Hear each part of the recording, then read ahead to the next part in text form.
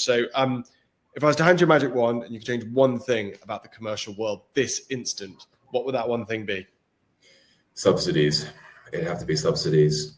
It's, if you look at the price of milk on the shelf in the UK, right, 90% of that is subsidies, either directly to the farmer or to the companies producing it.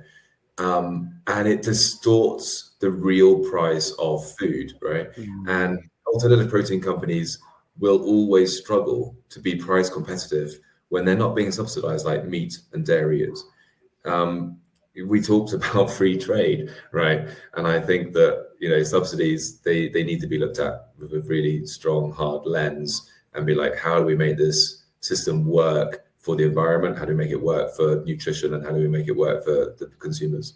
And is it and Tom, on that, it's a brilliant suggestion. I love it when we get a unique magic wand suggestion, which this very much is.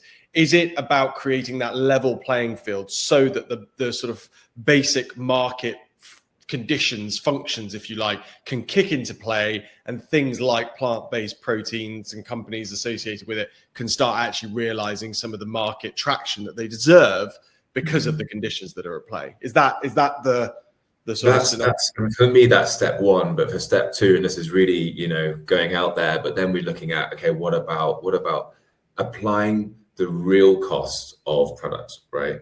So I'm talking about the environmental impact that it takes to produce a beef burger should be wrapped into the price of the beef burger, right? Things like biodiversity are very hard to value, but they are incredibly intrinsically valuable.